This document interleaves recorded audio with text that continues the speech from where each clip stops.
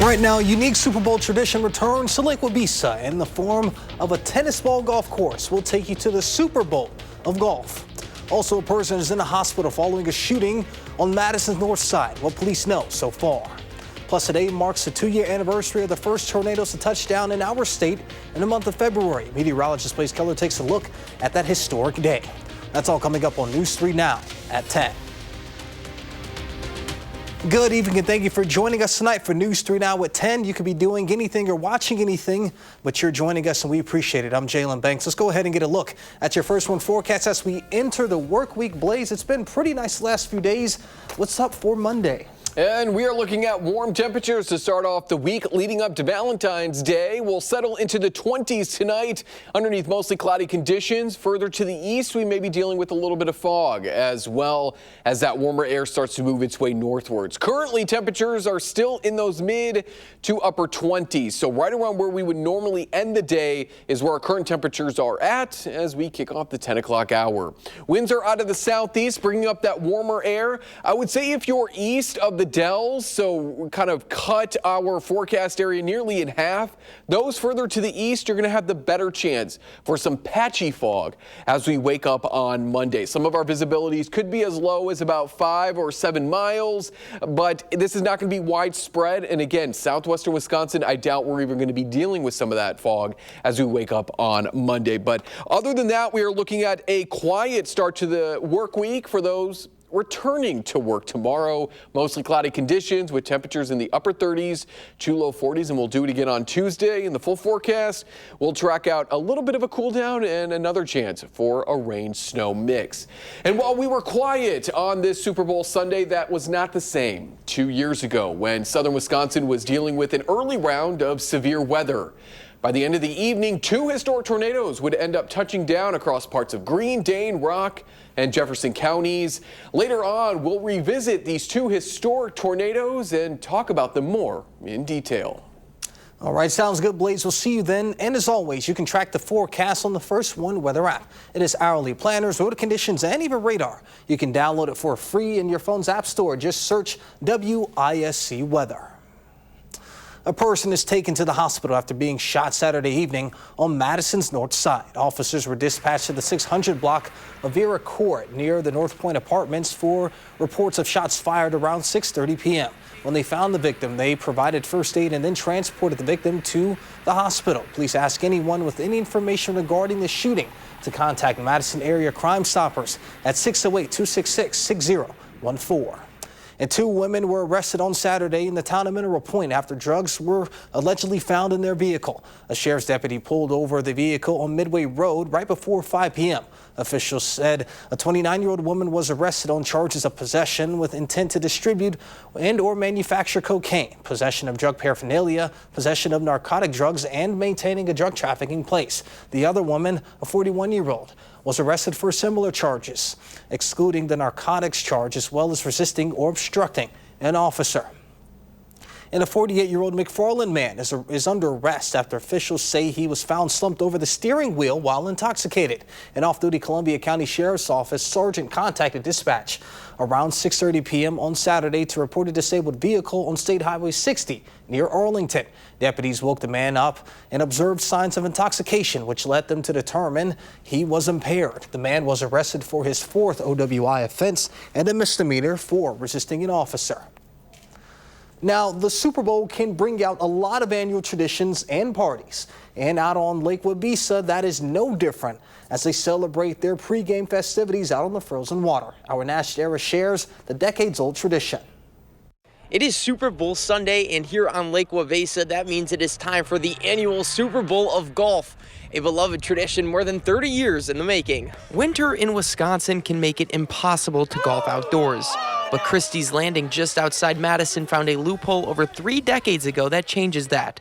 All that is needed is a tennis ball, 1 golf club, and a frozen lake. If you're a real golf aficionado, it might not be for you. Al Hart, a worker of the event, has been around it quite some time. He has seen the annual Super Bowl tradition turn into a staple activity for friends and family to join in on before the big game. The Super Bowl of golf has been around for over 35 years. I worked my first one in 1992. Everybody in the neighborhood knows drop your Christmas tree off down here after Christmas. We plant them out in the ice. And there's a few people who I believe have done it all 36 years that we've done this. Groups of 4 can tee off every 6 minutes, starting at 9 a.m. going all the way to kickoff. This year, they expected between 200 and 300 golfers. That's a big part of our identity here. The fun on the lake is just the start of a fantastic Super Bowl Sunday that has now looked the same for decades.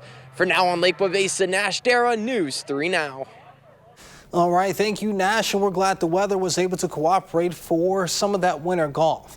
And while many were watching the Super Bowl today, some in Madison were celebrating a bowl game that is a little more close to home. The 22nd annual Puppy Bowl highlights 150 adoptable or recently adopted dogs in Animal Planet's version of the Super Bowl. And this year is extra special for some here in the Badger State. Madison's Underdog Pet Rescue of Wisconsin was chosen as one of the 72 rescue shelters featured in the competition.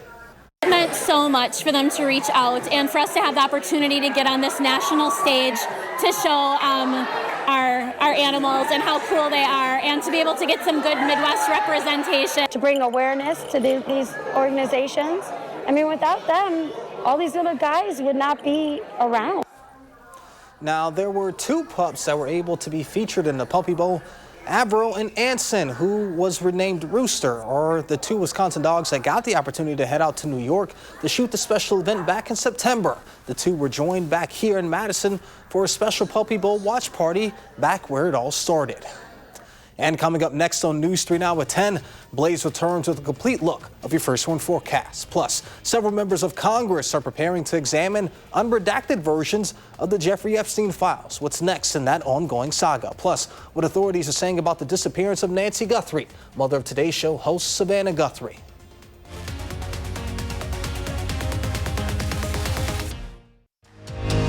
You're watching News 3 Now at 10.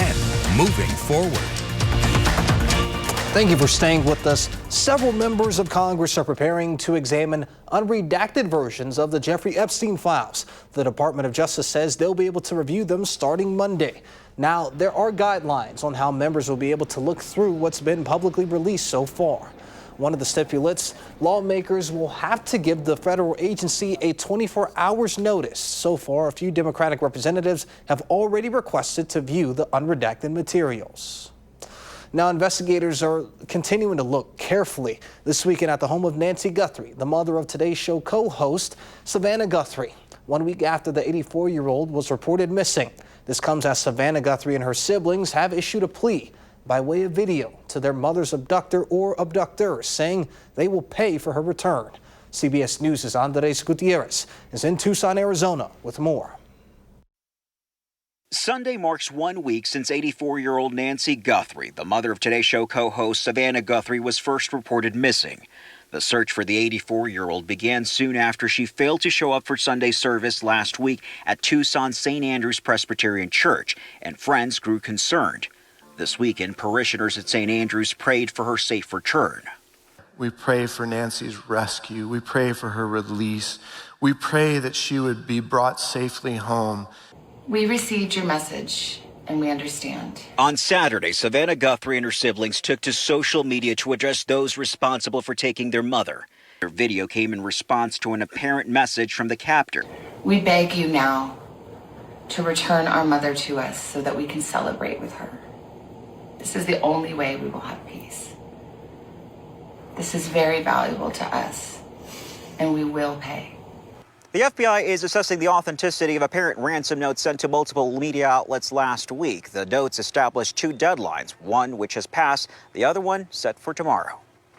On Saturday, investigators returned to Nancy Guthrie's property, continuing to search for clues. They also visited the home belonging to Nancy Guthrie's daughter, Annie. This comes 1 day after FBI agents removed a camera from the roof of Nancy Guthrie's home and towed her car from her garage to examine it for possible fingerprints or other evidence. CBS News has also learned law enforcement is tracking down vehicles captured on surveillance cameras the night she disappeared, including at this gas station. The FBI is offering a $50,000 reward for information that will lead to the return of Nancy Guthrie or to the arrest of those responsible for her abduction. Andres Gutierrez, CBS News, Tucson, Arizona. Now let's go ahead and get a look at your first one forecast. Blaze, what should we expect? Well, we're expecting a little bit of fog to develop as we go overnight, and it'll be out of here by the time we go into the morning hours. We've already went over that. Again, not everybody is going to be dealing with that fog. East of the Dells, you're going to have the better chance for that. But we're going to stay mostly cloudy and warm for the rest of Monday with a little light mix possible Monday night into early Tuesday. And we're still going to stay warm as we go into Tuesday as well. Upper 30s to low 40s tomorrow, about 10 or so degrees warmer than average. We still average about 29 for our daytime highs. So we're not quite into the 30s club officially yet for an average high, but we will get there tomorrow thanks to southwesterly winds overnight into the start of Monday. Those warmer temperatures tonight will bring in a little bit of that fog as our next system moves on in, but it won't really move out of here until we go into the midnight hour going into Tuesday. That's when we might slip or see, I should say, a little bit of a rain-snow mix developing, I would say, north of about Columbia and Sauk counties and Dodge County. Not everyone is going to see that, even if you live north of that area. Further south, just expect the mostly cloudy conditions. This is going to be light in nature, and it's out of here by the time we go into those morning hours when we're all waking up on Tuesday. Now, winds will be turning out of the northwest as we go throughout the morning hours on Tuesday, but we don't usher in the cooler air until Wednesday. So with the cool down midweek, that chance Wednesday night through Thursday night, which is going to be on and off, not consistently, it's going to be probably more of a rain-snow mix. That looks to be a little bit more widespread. I would say more of us could see a chance, but not looking to be a heavy snow or rain event. That type of system is just not in the cards over the next 7 to 10 days. Upper 30s to low 40s, both Monday and Tuesday. We cool down to about freezing, but still remain above normal as we go Wednesday onward, slowly climbing back into those upper 30s to low 40s from Valentine's Day through that following Tuesday, which is when we might see yet another system make its way through the Midwest. So in terms of our forecast highs compared to normal, all pretty much above normal except for that far off Wednesday. We're looking at pretty seasonal temperatures to about 10 or so degrees above average. Nothing too crazy, nothing too terribly warm. And on the flip side of that, nothing too terribly cold either. I would say our cooler than normal temperature trend, I think that is ended and will likely stay ended through the end of February at the earliest. Into March, I can't say with any sort of confidence, but I don't think we're going to be ushering in any prolonged cool downs through the rest of February. Thank you, Amy, for sending in this beautiful photo of the sunset over there in Lake Kegonsa. You can even see the ice there still on the lake. Some warmer temperatures may have started to open up some of the thinner spots on area lakes. Send us your photos there by scanning the QR code. You can head on over to our website, or if you have our First Warn Weather app, you can submit your photos there as well. So it's a little bit easier. We got a couple ways to show off those photos, and we love to show them off to the community as well. There is a look at the 7 and 10 day forecast. We are looking at temperatures to be in the upper 30s to low 40s Monday and Tuesday. We are going to be cooling down as we head into Wednesday, but we will be back to more seasonal temperatures and staying above normal as we go into the Valentine's Day weekend. As I mentioned at the top of the newscast, it was about 2 years ago today when 2 tornadoes touched down across parts of Greene County, Dane, Rock, and Jefferson counties. Eventually, these tornadoes would go on to be rated an EF1 and an EF2. And these will be the first tornadoes that have touched down in Wisconsin's recorded history during the month of February, which obviously means that this was the first time also that we issue tornado warnings during the month of February. So on the screen there, you can see the damage left behind. It is estimated about $2.5 million of damage was dealt by both of these tornadoes, particularly the EF2 tornado. So here are the paths of those tornadoes that touched down as we went through the overnight hours. One of them started in Greene County and traveled about 8 miles north of Broadhead. The other one started near Magnolia outside of Evansville and traveled nearly 26 or so miles north and east through Edgerton into Lake Kegonsa, nearing Fort Atkinson. Thankfully, nobody was seriously injured. There was one injury, though.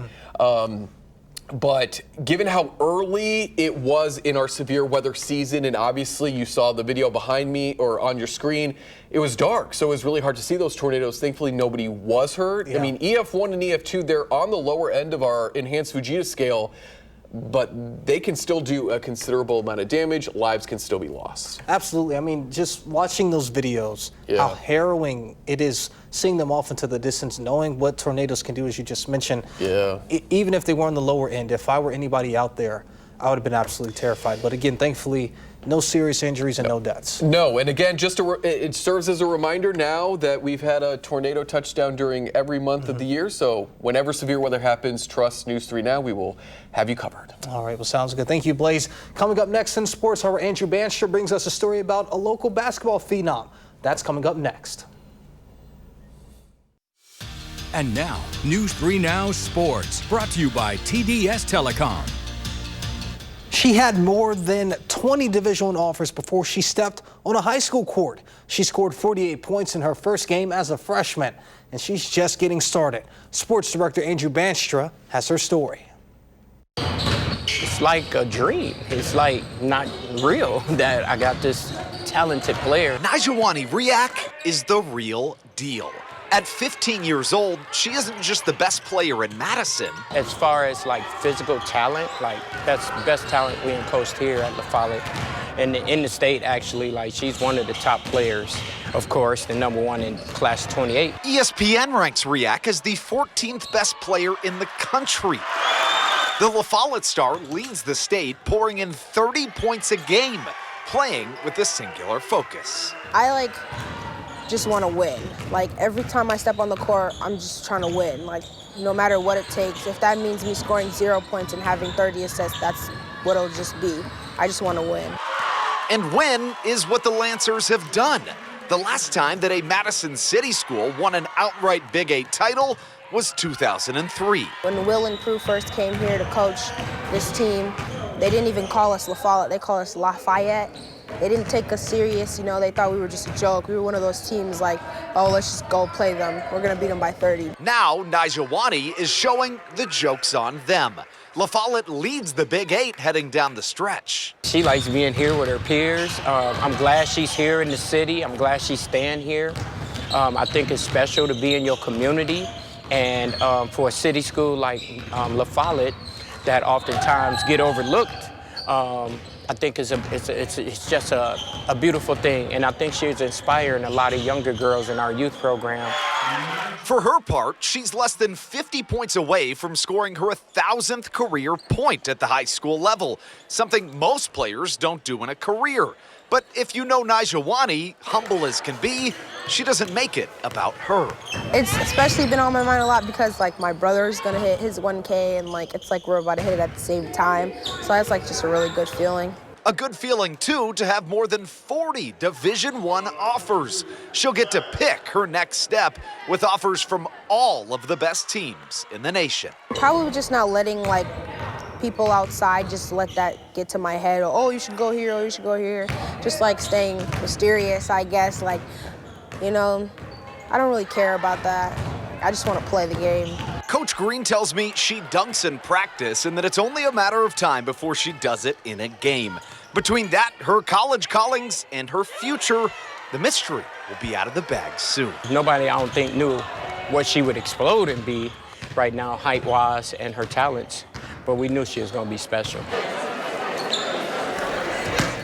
Andrew, thank you. A final check of your first warn forecast is coming up when we return.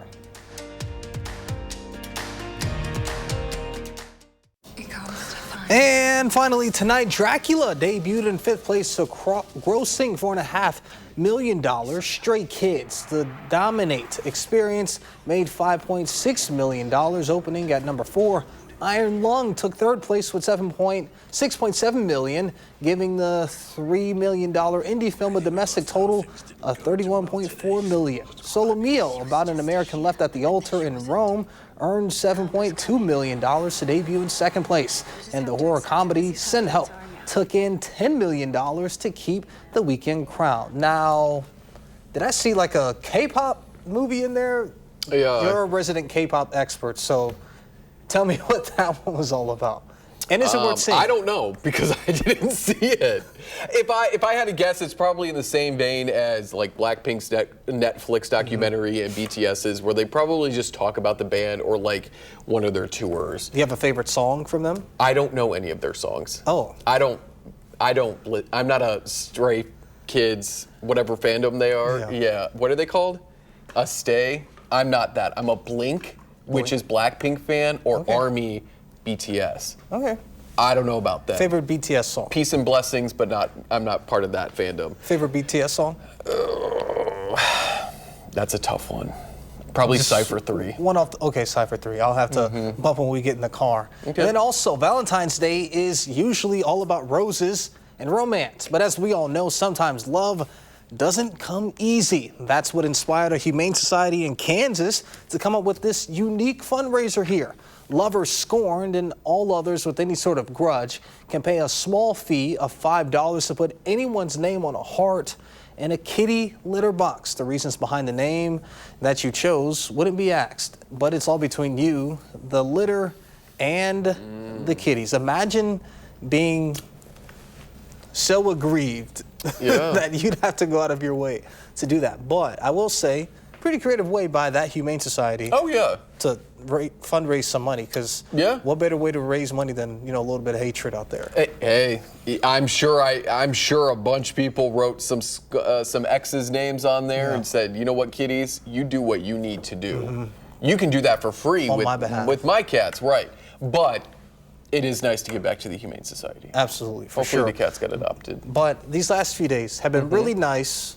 And as we enter the work week for some, because Super Bowl Monday, a lot of people don't end up going back, but maybe Tuesday when they head back, what's the weather going to look like? When they're forced to come back. Yeah, we're looking at the upper 30s to low 40s. So if you're feeling a little under the weather tomorrow, you will still be underneath some warmer air, mostly cloudy though. A little bit more sunshine on Tuesday. As the kids are heading off to school, we're looking at the low to mid 20s. A little bit of fog as well for folks further to the east. We could see a light rain snow mix overnight Monday into Tuesday. I would say if you're north of the Dells, and it looks to be light. We're looking at another chance for a rain snow mix Wednesday night, and then again Thursday into Thursday night, hit or miss, not all day and all night after we cool on down. Otherwise, a pretty quiet week ahead, staying above freezing, quiet right now for Valentine's Day, and then we get a little bit more rain and snow, maybe some slightly cooler temperatures by the middle of that following work week. Yeah, after a lot of the frigid temps that we've had recently, that looks absolutely beautiful. So I'm looking forward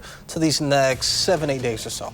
Me too. It'll be quiet. All right. Well, sounds good. Thank you, Blaze. And thank you all for joining us. See you back here tomorrow. Seinfeld is up next, and News 3 Now This Morning starts at 4:30.